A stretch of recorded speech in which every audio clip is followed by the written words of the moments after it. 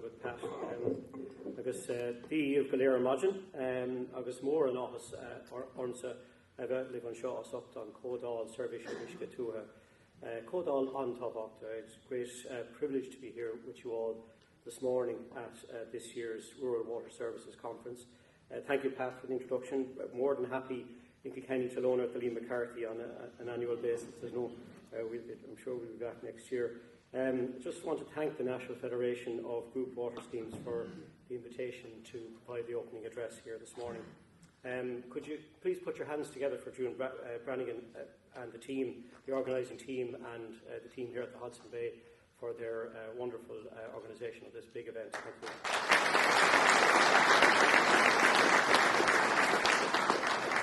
I also want to take the opportunity to congratulate Mark Farley on his appointment as CEO and to recognise the outgoing CEO, Barry Dean, for many, many years of work and dedication to the organisation. And I wish Mark every success in a new role, coming in at a very exciting time, I think. And it's no secret I've been a huge admirer of the work of the group water schemes around the country for many years. I've kept updated on your work through the excellent newsletter. I read it cover to cover, and really particularly impressed with the work that's been done in terms of water and biodiversity. But again, it is a great privilege to be here. The theme of the conference today, Strategies for Resilient Rural Water Sector, highlights a most pressing challenge. Our strategies for rural water sector must include plans to address immediate challenges, but must also look to ensure long-term sustainability of rural Ireland. The Government has prioritised several initiatives designed to bolster the resilience of our rural water services through increased investment in infrastructure, support for modernisation of group water schemes, and initiatives to promote water conservation and protection. We are committed to ensuring the future of our rural water systems. For me, when I consider the theme, it reinforces the need for us all to continue to work collectively and innovatively as a sector, the rural water sector, to do all we can to make sure that our rural communities have good quality water supplies that are sustainable. We are all stakeholders in this sector, whether it's you, Group Water Scheme member, actually delivering rural water services, or the local authorities managing grants to individual households, or indeed the Department providing much needed funding. We're all part of the rural water sector. As a sector, we need to be conscious that these changing times in all aspects of life, and in particular the real challenge that is the provision of safe, resilient and reliable drinking water supplies to all of our communities.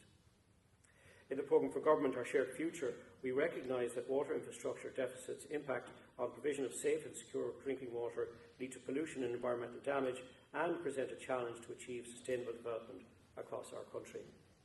The Government has committed significant funding in Uisce Éireann for investment into drinking water and wastewater infrastructure, earmarking almost €6 billion in funding in the National Development Plan for the period from 2021 to 2025.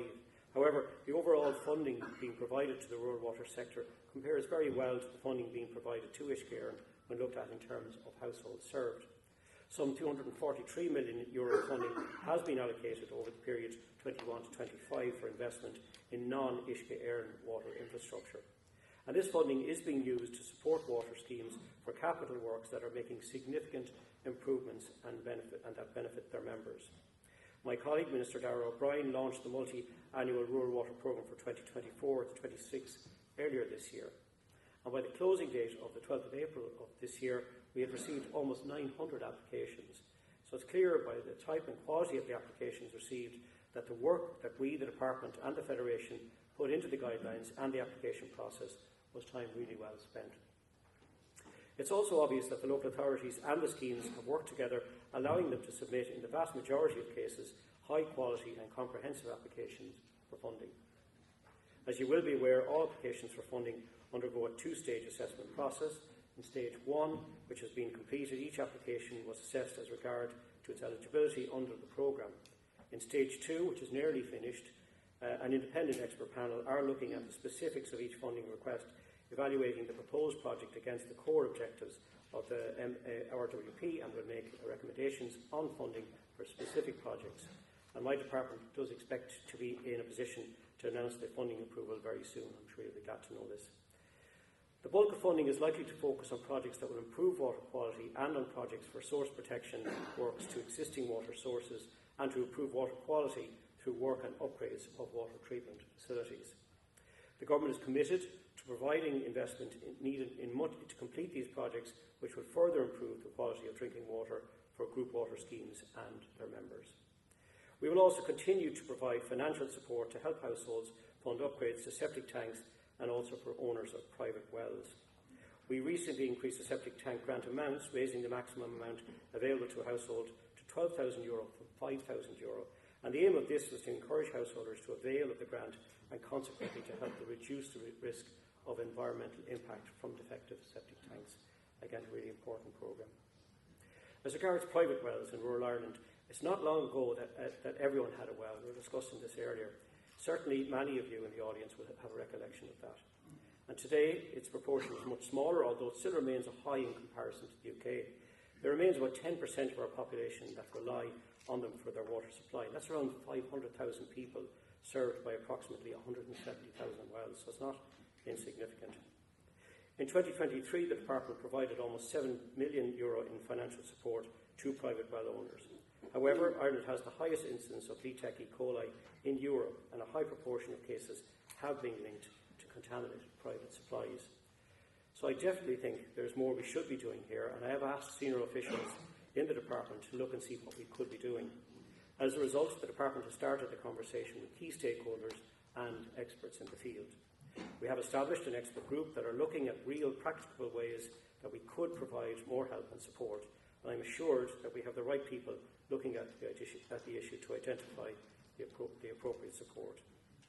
So I look forward to the conclusion of this work without delay, which I hope will point to a pragmatic way forward into addressing well-established risks associated with private wells, particularly where householders are not alert to the potential risks. One simple measure I think is very important to rural dwellers, and which I will be calling for in our own Green Party manifesto, is free well water testing for everyone. It is recommended that people test their wells at least once a year, but the cost of this can be in excess of €200 each time. Environmental health meets public health in your kitchen tap. Checking on that your household has a safe drinking water supply is something that should be made free and easy. In terms of biodiversity, my department has a key role and responsibility for tackling many threats and challenges that there are to biodiversity. Ireland isn't alone in facing these challenges. The issue of biodiversity and the societal, economic, geopolitical and environmental risks associated with its loss have increasingly come into public consciousness at a European and at global level.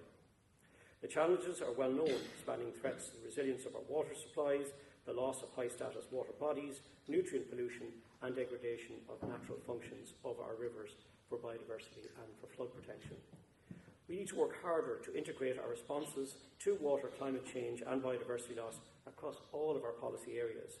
My colleagues and I in government are committed to continuing to engage to work collaboratively on these issues. At EU level, Ireland has helped negotiate an ambitious global biodiversity framework as part of the UN Convention on Biological Diversity. This, combined with the EU Biodiversity Strategy and Ireland's political leadership on the EU Nature Restoration Law, has significantly influenced policy making and delivery, and this will help shape our collective approach to restoring and reconnecting habitats over coming decades. The Government published a new National Biodiversity Action Plan in January of this year, a keystone policy that translates our global and EU-level efforts to protect and restore nature into actions for Ireland. The Action Plan includes achievable targets in respect of nature-based solutions, which will contribute to reaching national climate ambitions and the provision of planning and development guidance. And we're making strong progress in meeting these targets. I know NBS is something that the Federation is looking at very strongly in its work as well. In terms of the River Basin Plan, the principal cause of the decline in water quality are the increasing losses into water of excess nutrients, phosphorus and nitrogen, from farmland, inadequately treated wastewater, and physical impacts on water bodies, such as the interruption to river continuity from river barriers. The European Union is a major driver of water policy, specifically through the Water Framework Directive and other related drinking water and wastewater directives. So the overarching goal of tackling water pollution and bringing water bodies to at least good status is an obligation to all member states. Actions to achieve this are set at national level and, in Ireland's case, in the River Basin Management Plan, which includes a comprehensive set of actions aimed at improving water quality and meeting our obligations under the EU Water Framework Directive. So I launched a new revised and strengthened river basin management plan last week in Thomastown in County Kilkenny. And the new plan called the Water Action Plan is the third cycle of river basin planning for Ireland and will span the period up to 2027. As we know, the problem of water pollution is multifaceted, and there's no silver bullet that will deliver a complete solution. The Water Action Plan includes a range of actions to be completed by multiple actors and will deliver gains for our water quality. As an example, there are a set of specific actions in the plan to address pressures arising from agriculture through enhanced inspection and enforcement, alongside a balance of providing additional education and knowledge. While the plan is fundamentally a legal obligation under the EU Water Framework Directive, it also delivers on our commitment to abide by the principles of the UN Sustainable Development Goal 6, which is to ensure safe access to water and sanitation by protecting and restoring our water bodies and by providing sustainable management of our water resources. By successfully achieving on the programme of actions contained in the plan, we will improve the water quality of our rivers, lakes, estuarine and other coastal waters. The slogan we use, the right measure in the right place, seeks to capture the principle of targeted, proportionate approach. And again, I know that's something you are all deeply focused and committed to seeing through. The Water Action Plan also sets out the protection of drinking water sources is now a specified requirement under the Drinking Water Directive 2020, EU 2020-2184. And this new approach to drinking water source protection will establish in legislation a risk-based approach for the management of water supply catchments. It will also ensure the assignment of responsibilities to the most appropriate public bodies for the implementation of source protection. An added benefit of the risk-based approach will be the opportunity to address a number of ongoing compliance challenges, particularly with small private supplies. The approach will build on the work currently being done both by Uisce Éireann and the NFGWS on drinking water source protection, and will provide a stronger legal framework for the protection of both surface water and groundwater drinking water sources. Also, as part of the plan, local authorities' water programme LawPro will develop and launch 46 local catchment management work plans. Increased public participation will be to the forefront of these catchment management work plans through the establishment of catchment community fora. Group water schemes will play a key role in ensuring their success, and I look forward to all of your participation in these fora. I think they're hugely, hugely important. You, the group water schemes across the country, represent a unique and important element of rural Ireland. You embody one of the best examples of community action and local leadership. You have been and are essential in delivering good water quality to thousands of homes in rural Ireland. I'd like to take this opportunity to acknowledge the phenomenal work that you do and applaud the volunteer basis on which this is done. At a national level, I believe that you are very well ably represented by the National Federation. The Federation is a well-respected voice, and opinion in the Department continues to seek and welcome their views and input. The changes made to the MARWP 24-26 is an example of where the Department have listened and acted and are considering your input.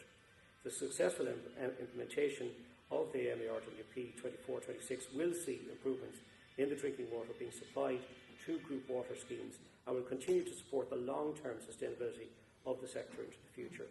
The secret to progress and delivery is collaborative effort, and I do believe that we're making significant progress. So today's conference is a fantastic opportunity for you all to further reflect on the challenges, the work that you've done, and the plans and the progress that you're about to make. And again, I think the collaboration that I've seen through our department has just been hugely inspirational. I want to thank Vincent and Dougie from our team in the Water Services in the Department of Housing, Local Government and Heritage. I want to thank my colleague, Minister Darragh O'Brien, again for his continued support for the Federation and for the work of our group water schemes, and to wish you all a really wonderful, engaging, energising and inspiring conference today. So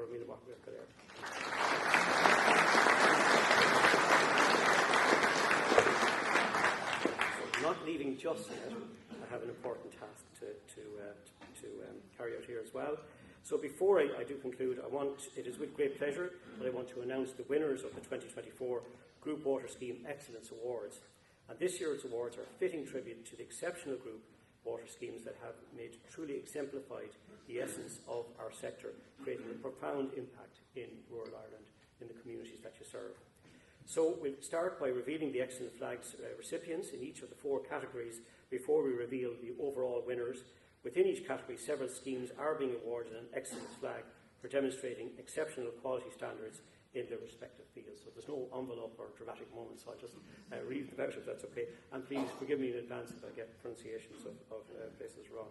So in the category of water safety planning and quality assurance implementation, in alphabetical order, the Excellence Flag recipients are Ballinagara Group Water Scheme, County Offaly; Dicer Tuna Group Water Scheme in County Clare; Glinsk Craig's Water Scheme in County Galway; Strandoonan Group Water Scheme in County Monaghan; and Tyvindenesh Group Water Scheme also in County Monaghan. So please give them a round of applause.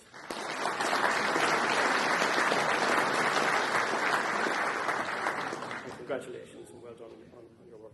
In the category of water demand management and climate action, the Excellence Flag recipients are Tyvindenesh Group Water Scheme in County Monaghan; Meath Hill Group Water Scheme in County Meath. Again, a round of applause for both of those. And in the category of biodiversity enhancement, the Excellent Flag recipients are Glaslock Tyholland Group Water Scheme in County Monaghan; Glinsk Craig's Group Water Scheme in County Galway; Kilmovee Urlar Group Scheme in County Mayo. Again, Gulabus to the winners. And then in the area of community engagement, the Excellent Flag recipients include Ballinabra Group Water Scheme in County Carlow; Duhamel Group's Water Scheme in County Monaghan; Glinsk Craig's Scheme in County Galway; Killarney and Rehistown Group's Water Scheme in County Monaghan; Strandoonan Group Water Scheme in County Monaghan; and Tyvindenesh Group's Water Scheme again in County Monaghan. Gulabus for it.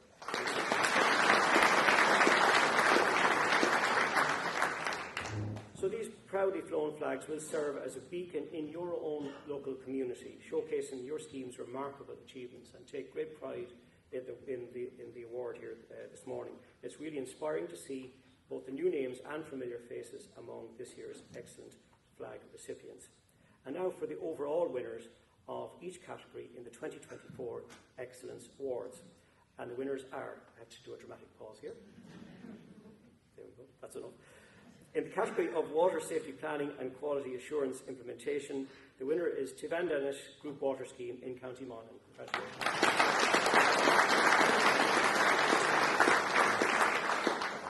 In the category of water demand management and climate action, the winner is Meath Hill Group Water Scheme in County Meath.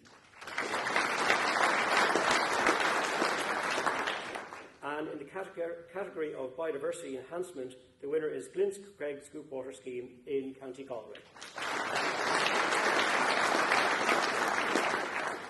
And finally, in the category of community engagement, the winner is Tyvindenesh Group Water Scheme in County Monaghan. A clean sweep there, so congratulations.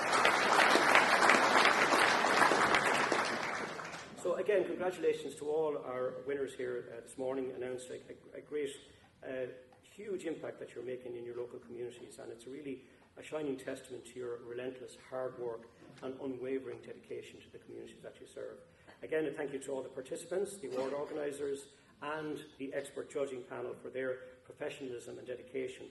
These winners are a brilliant example of the entire sector, and the Excellence Awards are a really fantastic way to celebrate the hard work of the group water schemes, and again to raise awareness within local communities of the vital service provided. So, Cogorgas, Steve Godair, or Milo Bach,